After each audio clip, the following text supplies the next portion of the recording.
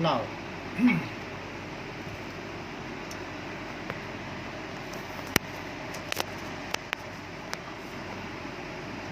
अब देखिए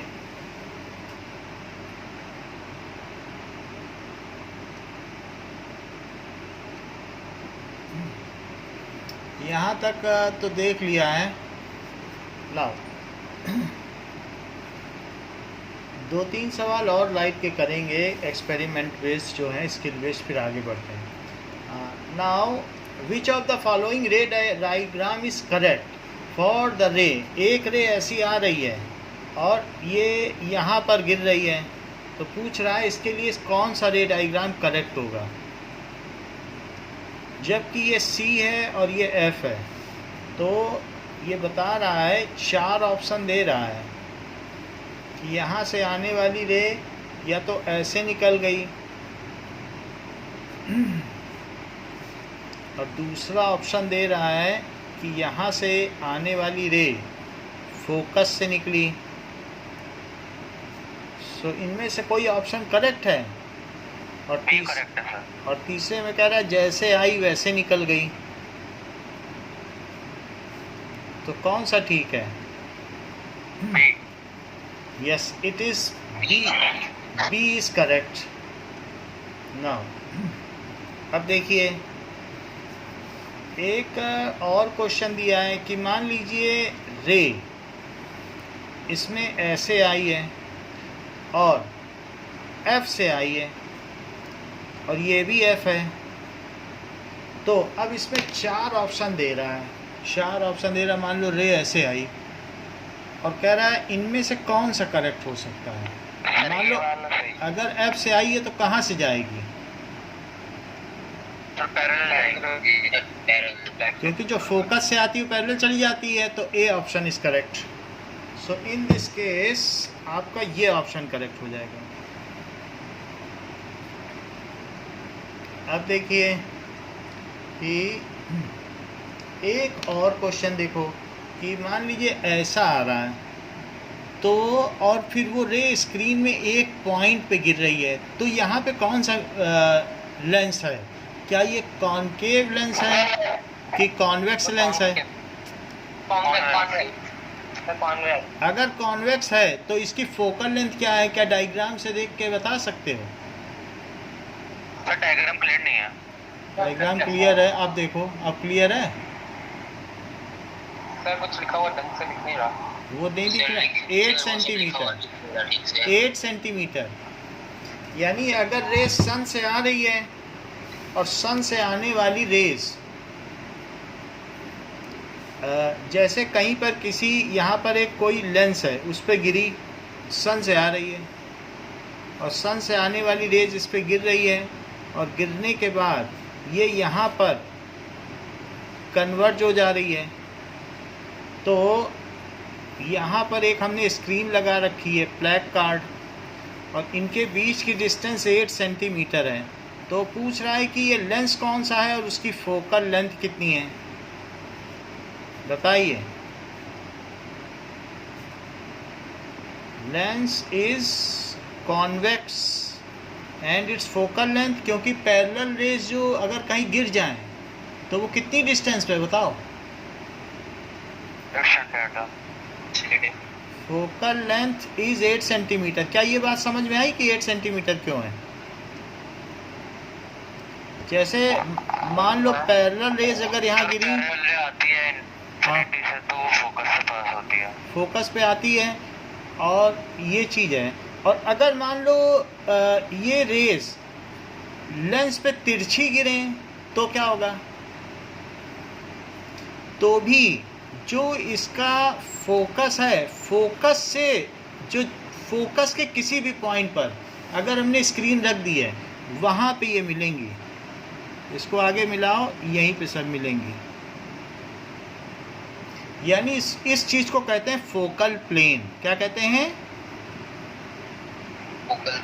if rays are oblique falling parallel but oblique falling on convex lens, then also they meet at a point which on the plane which is perpendicular to the focus, और उस plane को क्या कहते हैं? Focal plane. तो क्या ये भी वही चीज़ है? क्या ये फोकल प्लेन की बात की गई है? बताइए, इज इट क्लियर? अभी 2-3 सवाल और करेंगे, फिर इलेक्ट्रिसिटी पे आएंगे। इनके प्रैक्टिकल बेस्ड कर लें तो थोड़ा देख लें। नाउ ये देखो, एक इस तरीके का क्वेश्चन है कि मान लीजिए अगर एक हमने बीच में student observe a sharp image of window है, तो एक यहाँ पे विंडो है, विंडो की रोशनी है, और यहाँ पर एक कॉनकेव मिरर है, और विंडो और ये कॉनकेव मिरर इन दोनों को स्टैंड पे लगा दिया गया है, विंडो को भी लगा दिया है, ऐसा मान लेते हैं। और यहाँ पर उसने एक स्क्रीन रखी है, और स्क्रीन में उसको विंडो की इमेज मिल रही है। ये विंडो दिख रही है, ये विंडो है। So this is window, this is mirror, this is screen, ऐसा दिखाया गया है। और कुछ और चीज़ें भी दी गई हैं कि यहाँ पर ना, अब वो कह रहा है इसकी फोकल लेंथ क्या होगी अगर मिरर को m कहा जाए और इसे s कहा जाए और इसे w। So what is the focal length?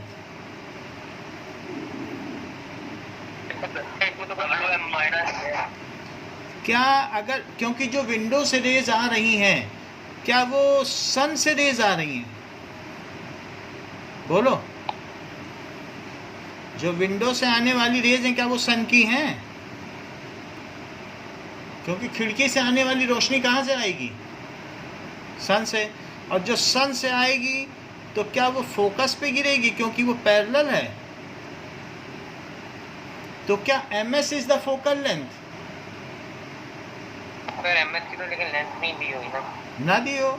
Answer में पूछा है कि ms is the focal length या क्या है फोकल लेंथ, वो सब दे रहा है। समझ में आई? सो फोकल लेंथ क्या हो गई? ms is focal length. Now, so this is ms is focal length. Next is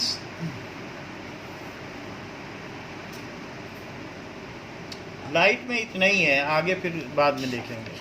अब इलेक्ट्रिसिटी होगी।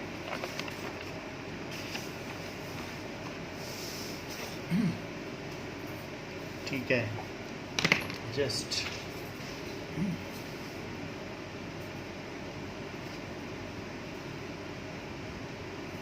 Skill based question on electricity MCQ class 10th।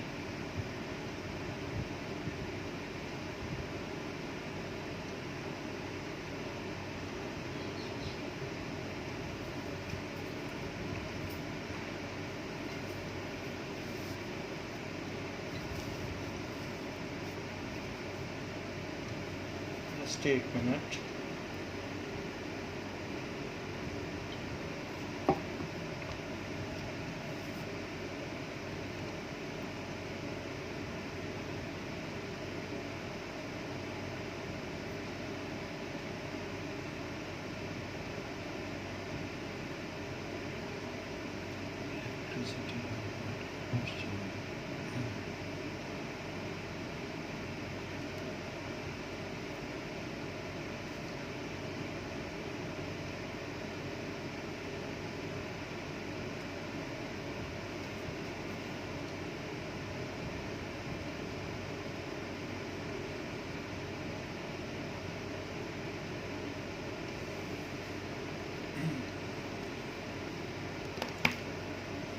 एक मिनट।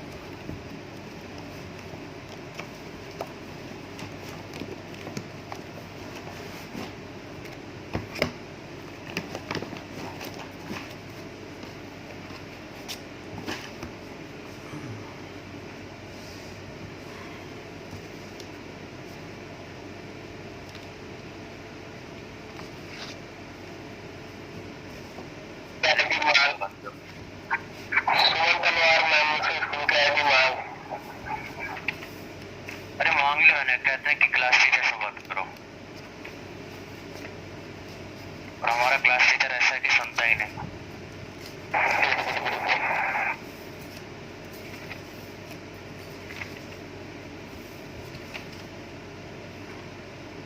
प्रिंसिपल मैम से बोलना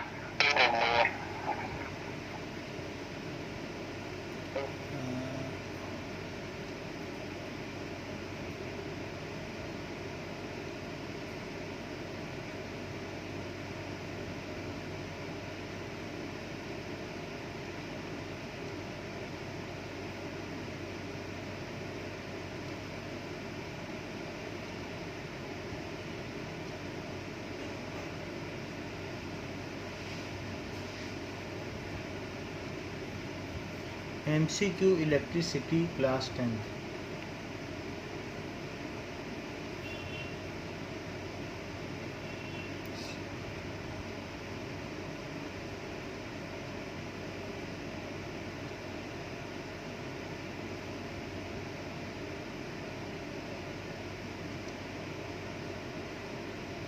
Okay, now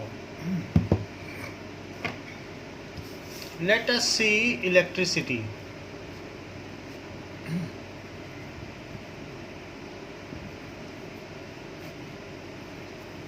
Which represent voltage. So V is represented by W by I into Q, पहला formula. दूसरा V is equals to W into Q। C, V is equals to W into T upon I D, that is V is equals to W into Q into T। तो इसमें क्या सही है? Which is the correct formula?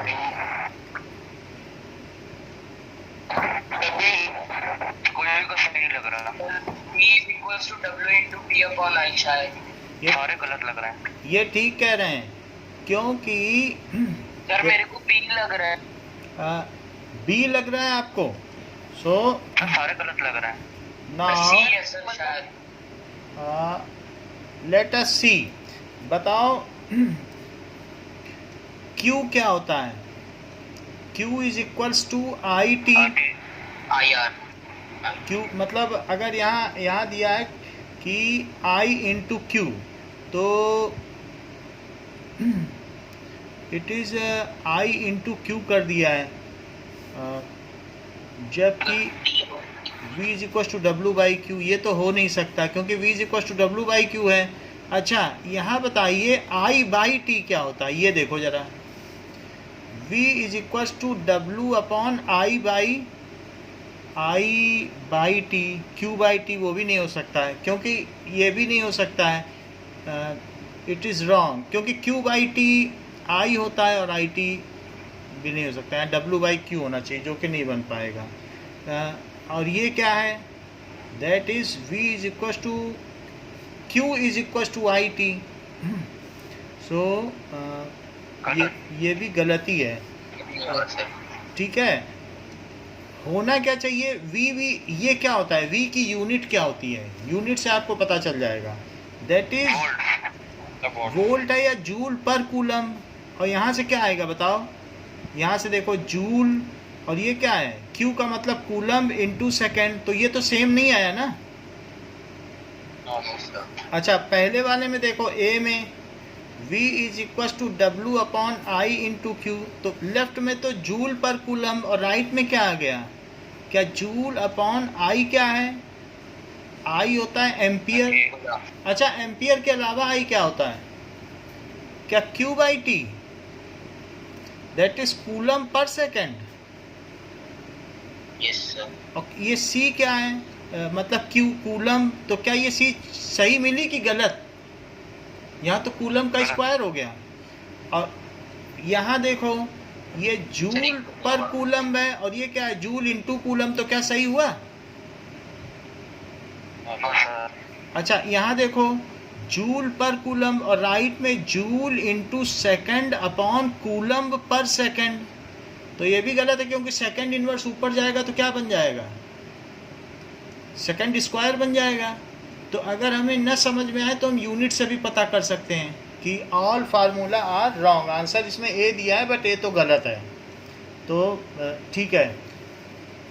Now second है कि unit of electric power also can be expressed as, वो किस में एक्सप्रेस की जा सकती है? ए वोल्ट एम्पियर में, बी किलोवाट आवर में, और वॉट सेकंड में, और D kilowatt hour, that is joule second. Electric power है, ध्यान देना, ये नहीं है कि electric energy, that is commercial electric energy. Power जानते हो क्या होता है? पी। तो पी क्या होता है? क्या ये वी आई होता है? बताओ। Volt ampere. तो वोल्ट एम्पियर आएगा कि नहीं? किलोवाट आवर तो इलेक्ट्रिकल एनर्जी है कंज्यूम्ड। ये किसकी यूनिट है? Electrical energy consumed. इसका तो पैसा देते हो, पावर का थोड़ी पैसा देते हो, पावर तो डिवाइस की होती है। और वॉट सेकंड, तो वॉट सेकंड भी नहीं हो सकता, ठीक है, क्योंकि होता क्या है, P is equal to W/T, तो it is equal two joule पर सेकंड है, और वॉट सेकंड तो इसकी यूनिट होती है, किसकी? वर्क डन की, वॉट इंटू सेकेंड। ऐसे में क्यों कह रहा हूँ? क्योंकि वॉट खुद क्या होता है? क्या जूल पर सेकंड? तो वर्क की क्या यूनिट हो गई? जूल हो गई कि नहीं? तो इस तरीके से आपको वोल्ट एम्पियर लिखना है। Electrical resistivity depends upon,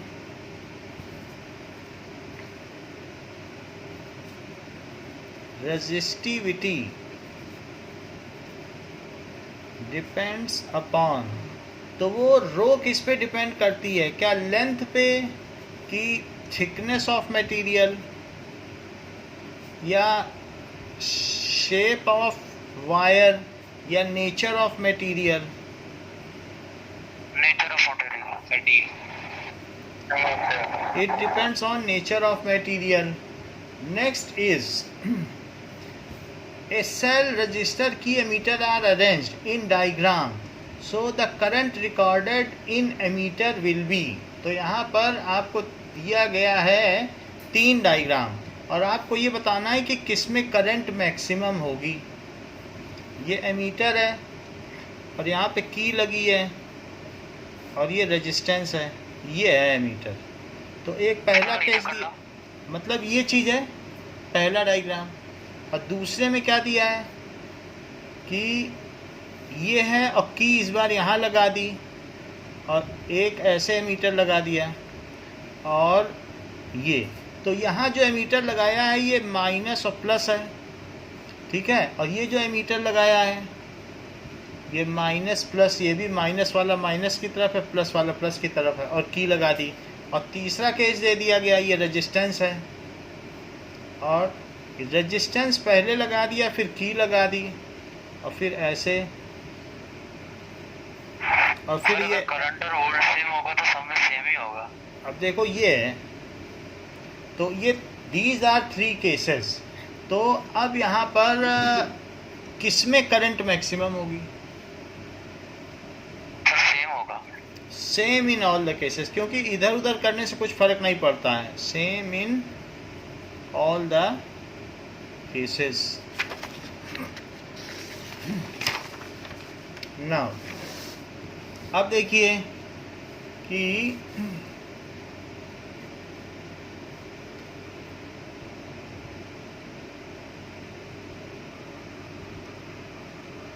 okay, the unit of kilowatt hour is the unit of the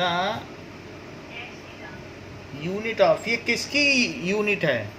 power की, एनर्जी की, कि फोर्स की? Energy. It is the unit of energy, that is electrical energy consumed. It is the unit of electrical energy consumed. Now 1 kilowatt hour is equals to कितना होता है? सो ये पूछ रहा है कि 1 kilowatt hour is equal to how much mega joule. कह रहा है कितने मेगा जूल। मेगा जूल का मतलब समझते हो कि 1 mega joule is 10 to the power 6 joule. 1 megawatt is equal to 10 to the power 6 watt. किसी में अगर मेगा वर्ड लग जाए तो मेगा का मतलब होता है 10 लाख। सो अब जैसे 1 किलोवाट आवर है वो कितना होता है? क्या 3.6 into 10 to the power 6 joule होता है? बोलो कितना होता है? और मैं इसमें नीचे क्या लिख दूं? ऊपर लिखूं 1 मेगा जूल और नीचे क्या लिखूं? 1 मेगा जूल कितने जूल के बराबर है? क्या 10 टू द पावर 6 जूल? दोनों चीज इक्वल इक्वल लिखी तो 1 हुआ कि नहीं? ऊपर और नीचे सेम लिखा। फिर से देखो 1 kilowatt hour is equal to 3.6 into 10 to the power 6 joule और नीचे लिखो जूल और ऊपर लिखो मेगा जूल, क्योंकि मेगा जूल में कन्वर्ट करना है। 1 मेगा जूल में कितने joule? 10 to the power 6 joule. तो बोलो दोनों सेम हुआ? 3.6 मेगा जूल। तो ये चीज इससे कटी, ये चीज इससे कटी। सो कितना आ गया? 3.6 mega joule. Now material which allows larger current to flow through it are called, वो कौन से होते हैं? इंसुलेटर, कंडक्टर, सेमीकंडक्टर या एलॉयज? किसमें से ज्यादा करंट फ्लो कर सकती है? Materials which allows maximum current to flow, बताओ कौन से होते हैं?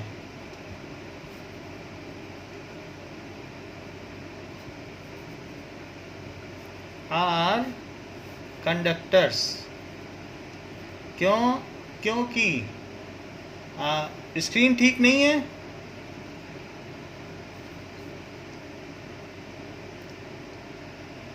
Okay, now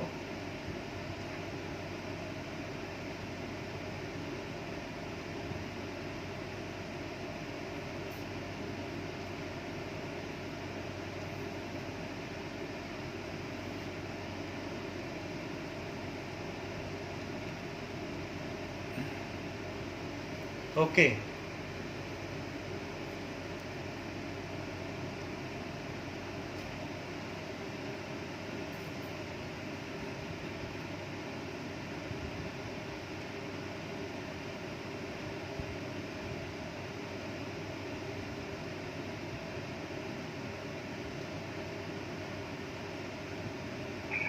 क्या बनाओ?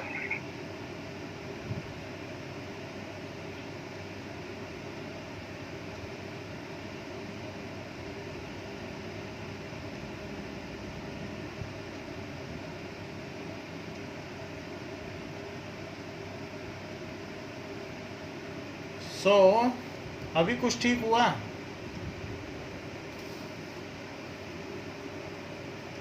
Is it now improved? तो चलो अब देखो कि मान लीजिए जो जिनसे मैक्सिमम करंट फ्लो करती है उनको क्या कह सकते हो? Those are conductors. The direction of current is taken conventionally. Direction of current is taken positive to negative. ठीक है? In the direction of flow of negative charge, direction of flow of atom, direction of flow of molecules, direction of flow of positive charge. क्या लिखें? D. हाँ, that is direction of flow of positive charge. जबकि positive charge कुछ flow करते भी नहीं है, करते तो इलेक्ट्रॉन ही है। तो यूनिट ऑफ स्पेसिफिक रेजिस्टेंस क्या है? ओम। ओम तो नहीं है। जो आर होता है वो क्या होता है? रो एल बाई ए। तो रो होता है स्पेसिफिक रेजिस्टेंस, ओम मीटर। और इसको रेजिस्टिविटी भी कहते हैं। तो रो क्या हो गया? क्या आर ए बाई एल? तो ओम मीटर स्क्वायर बाई मीटर, तो 1 मीटर कट गया तो आंसर क्या आ गया? ओम मीटर। ओम मीटर। ओके, सर रेजिस्टिविटी नहीं कहता है। रेजिस्टिविटी भी यही है जो बहुत ज्यादा ब्लर हो गया है सर। ब्लर है। ब्लर है। ओके, मैं Yes. फोन चेंज करता हूँ फिर। सर आपका